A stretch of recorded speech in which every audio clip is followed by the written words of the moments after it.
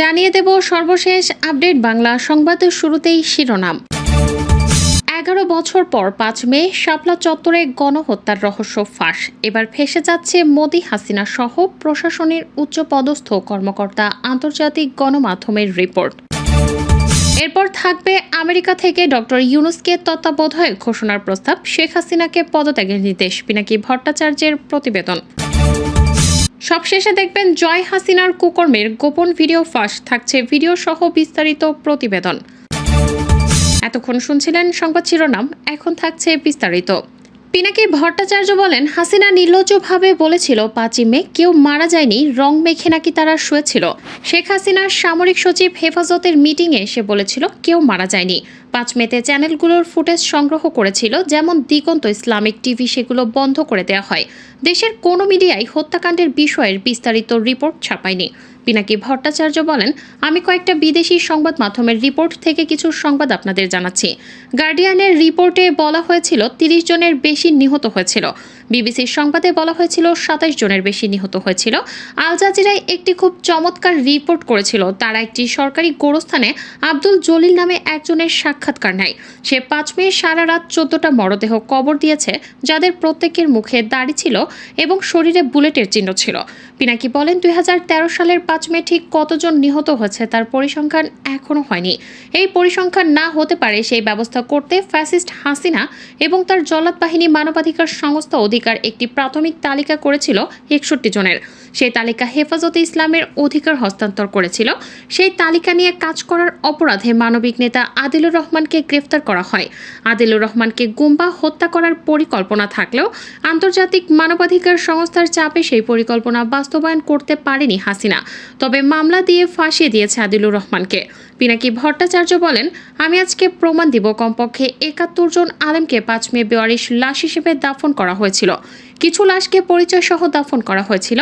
আমি 71-এর ঘাতক দালাল নির্মূল কমিটি সেই হিসাবকে যদি আমলে নিই, তাহলে তাদের হিসাব অনুযায়ী 39 জন আলেমের কবর তারা নিজেরাই আইডেন্টিফাই করেছিল।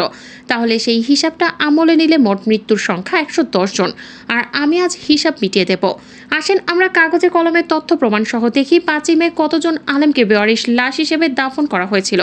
হত্যার পর হত্যাকারী যে কাজটা করে তা হচ্ছে লাশ লুকায়। সে লাশ নিজেও কবর দিতে পারে, কিন্তু নিজে অসংখ্য লাশ কবর দেওয়া সম্ভব না। এই কাজ করতে গেলে শতাব্দীর পরেও সেই গণকবর আবিষ্কৃত হবে। মৃতের শরীরে থেকে থাকা বুলেট পচবে না, মাংস পচে বুলেট মাটিতে লেগে থাকবে। তখন খুব সহজেই গণকবর আর সেই কবরে শুয়ে থাকা দুর্ভাগ্যের কপালে কি ঘটেছিল সেটা বের করা সম্ভব। পিনাকি আরও বলেন, খুনিদের জন্য, জল্লাদের জন্য সবচেয়ে কার্যকর পদ্ধতি হচ্ছে সেই লাশগুলোকে বেওয়ারিশ লাশ হিসেবে আইনসঙ্গতভাবে দাফন করে ফেলা। আমরা জানি বেওয়ারিশ মুসলিম লাশ দাফন করে আঞ্জুমান মফিদুল ইসলাম।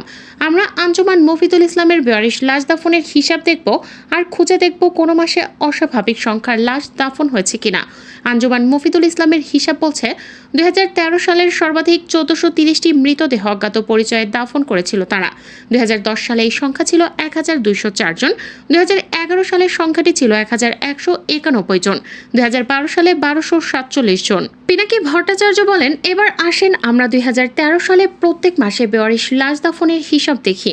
11 মাসে গড়ে 103 জনকে দাফন করা হয়েছে। শুধু মে মাসে দাফন করা হয়েছে অবিশ্বাস্য সংখ্যা 367। শুধু মে মাসে 367 জনের মৃত্যু, এটা আউটলায়ার, একটাই মাত্র আউটলায়ার।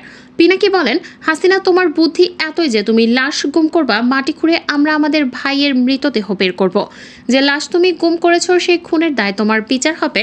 5 মে কমপক্ষে 71 জন শহীদকে আঞ্জুমান মফিদুল ইসলামের মাধ্যমে দাফন করা হয়েছে। অকাট্য প্রমাণ দিলাম, দুনিয়ার কেউ নেই যে আমার এই হিসাবকে চ্যালেঞ্জ জানাতে পারে। পিনাকি ভট্টাচার্য বলেন, প্রত্যেক ফোঁটা রক্তের বদলা দেয়া হবে।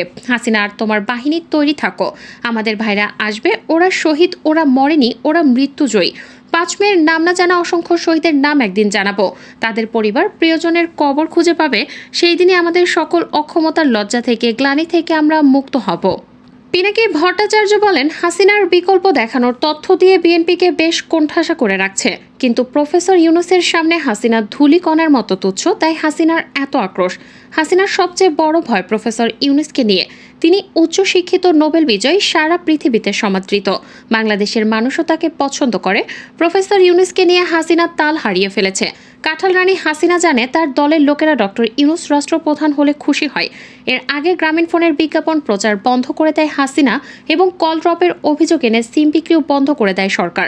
বিআরটিসির গবেষণায় দেখা গেছে সবথেকে বেশি কল ড্রপ হয় সরকারি সিম টেলিটকে। বাংলালিংকের কল ড্রপ গ্রামীণফোনের থেকে বেশি। তাহলে টেলিটক এবং বাংলালিংকের সিম বন্ধ না করে গ্রামীণফোনের সিম বিক্রি বন্ধ করে দিল সরকার। দ্বিতীয় কারণ হচ্ছে কাঁঠাল রানী হাসিনা মনে করে পার্বত্য চট্টগ্রামের শান্তি চুক্তির ফলে তিনি নোবেল পুরস্কারের হকদার।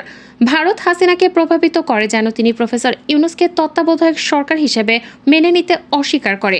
সেই সময় ভারত ও আমেরিকা বাংলাদেশ প্রশ্নের সব বিষয়ে একমত ছিল, শুধু একটা বিষয় ছাড়া, সেটি হলো জামায়াত। ভারত কোনোভাবে জামায়াতকে পলিটিক্যালভাবে স্পেস দিতে চায় না। এটি বাংলাদেশের রাজনীতির একটা বড় ক্রিটিক্যাল জায়গা। আমেরিকা কোনোভাবে জামায়াতকে সন্ত্রাসী দল মনে করে না। শুধু তাই না, আমেরিকা অ্যান্টি ইন্ডিয়ান বিএনপি জামায়াতের প্রতিপক্ষ পাচ্ছে।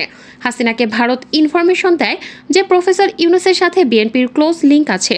এর কারণ হিসেবে হাজির করে তত্ত্বাবধায়ক সরকার হিসেবে বিএনপির দল থেকে প্রফেসর ইউনূসের নাম করা।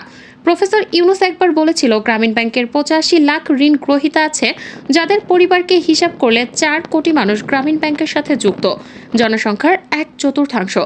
তার মানে ভোটের বিষয়ে প্রফেসর ইউনূস আওয়ামী লীগকে শেষ করে দিতে পারে।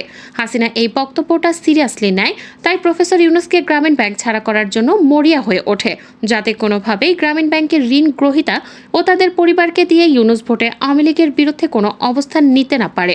বাংলাদেশকে জাতিসংঘ মানবাধিকার পরিষদ থেকে বহিষ্কার ও শান্তিরক্ষা মিশনে মানবাধিকার হরণকারীদের নিষিদ্ধ করতে জাতিসংঘে নিযুক্ত যুক্তরাষ্ট্রের রাষ্ট্রদূতকে চিঠি দিয়েছে 14 কংগ্রেসম্যান। তারা বলেছেন, বাংলাদেশের শেখ হাসিনার সরকার সন্ত্রাস, নির্যাতন ও বাংলাদেশি নাগরিকদের হত্যার বিষয়ে আমাদের উদ্বেগ প্রকাশ করার জন্য আপনাকে চিঠি লিখেছি। ওই চিঠিতে তারা বাংলাদেশে জাতিসংঘের অধীনে নিরপেক্ষ নির্বাচনের জন্য ব্যবস্থা নিতে আহ্বান জানিয়েছেন। কূটনীতিকরা কংগ্রেসম্যানদের এই ধরনের চিঠি জাতিসংঘের আনুষ্ঠানিকভাবে উপস্থাপনের প্রক্রিয়া বলে অভিহিত করেছেন।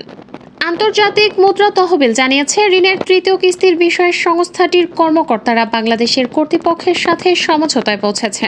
তবে ঢাকায় আসা কর্মকর্তারা যে পর্যালোচনা করেছেন সেটি সংস্থাটির নির্বাহী বোর্ডে অনুমোদন পেতে হবে।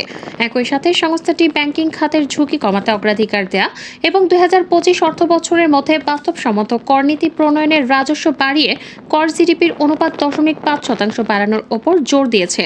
আইএমএফ এর নির্বাহী বোর্ড অনুমোদন করলে চলতি মাসের শেষ নাগাদ বাংলাদেশ ঋণের পরবর্তী কিস্তিতে $1.15 বিলিয়ন পাওয়ার আশা করছে। এর আগে $470 কোটি মোট ঋণ চুক্তির অংশ হিসেবে 2 কিস্তিতে $115.82 কোটি ঋণ ছাড় করেছে সংস্থাটি।